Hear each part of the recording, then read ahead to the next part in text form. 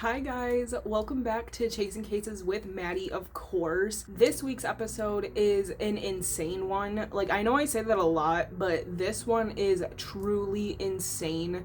All the twists and turns, how it starts off as just a missing person case and then it divulges into so much more. So with that being said, let's get into it. Let's go chase some cases. Today we are going to be covering the case of Vanessa Guillén. Vanessa was stationed at Fort Hood in Texas, which is known for having problems with protecting female soldiers, protecting everyone. There's just so much sexual harassment and so many reports made to Fort Hood that there are serious issues going on there. After being missing for 2 months, Vanessa's burned and dismembered remains were found down near the Leon River. Now let's get into Vanessa's background. From a large family, Vanessa had 5 brothers and sisters who she loved very much. Vanessa was a beautiful, bright, young woman who was very intelligent and had dreams of serving in the army. And she joined the military in June of 2018, and that was when she just felt like her whole life was ahead of her. I'm just going to read an excerpt real quick. This helps to move the story along in the future, so I'm just going to read something real quick. Guillén had long had the goal of serving in the army, but after being assigned to Fort Hood, told friends and family of being sexually harassed by a superior.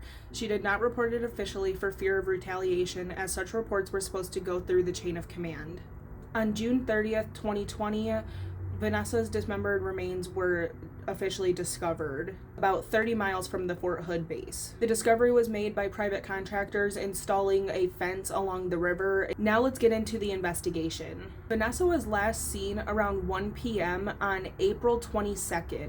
She was last seen in the parking lot of her unit, and she is on surveillance camera. Various items belonging to Vanessa were found in the armory, including her barracks key, her car keys, her purse, her wallet, stuff like that.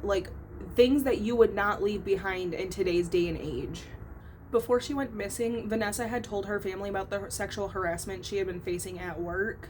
Vanessa had stated to her mother that she would handle it herself and that she knew how to get these things done. She didn't want to go through chain of command. That was also in fear of retaliation because her mother was undocumented and Vanessa was concerned that they would deport her mother. In early June, Vanessa's mother had made many statements concluding that the military was not handling this case properly and they were basically sweeping it under the rug. On June 17th, the League of Latin American Citizens put up $25,000 to match the Army's missing reward. On June 20th, the Texas Rangers found a burn mound near the base. After partial remains were discovered, the investigators narrowed down potential suspects. So let's get into the suspects and the people involved. First, we're going to touch on Aaron David Robinson. He was one of the last people to see Vanessa alive. When they went to question him, they falsely detained him under COVID protocols. He fled Fort Hood after learning the remains had been discovered. On early July 1st, police located Robinson and had discovered that he had a self-inflicted gunshot wound to his head and he was dead. Now let's get into the other person involved, Cecily Aguilar. And I know I'm probably butchering these names, but I'm still telling the story. Give me a break. She was Aaron's girlfriend. She had stated Aaron had told her that he had murdered a female soldier at Fort Hood. She was charged with accessory to murder and making false reports, and she is currently serving 30 years in prison. I'm just going to read another statement real quick. On May 24, 2022, the Texas Department of Public Safety released a report stating Aguilar explained why Robinson killed Guillén, saying Guillén saw Robinson's cell phone lock screen, which contained a picture of Aguilar. Robinson told her he was worried about getting in trouble for violating the Army's fraternization rules since Aguilar was still married to another soldier, so he hit Guillén in the head with a hammer. So that concludes the investigation, the people involved. Let's get into the aftermath. The aftermath includes the Vanessa Guillén Act. There is so many acts out there now that protect women, which I am so grateful for, but it should not have cost us a life of a young woman in order to realize that there are so little protections for women in the military. But the Vanessa Guillén Act introduces the fact that people can report sexual harassment without going through chain of command, so that there is not a risk of retaliation and a fear of retaliation.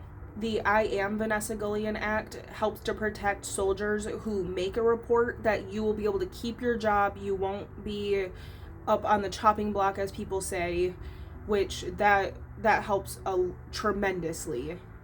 Family is actively advocating for justice, speaking out on behalf of Vanessa and other victims to Army and in-service sexual harassment. And with that being said, I hope you guys enjoyed this week's video.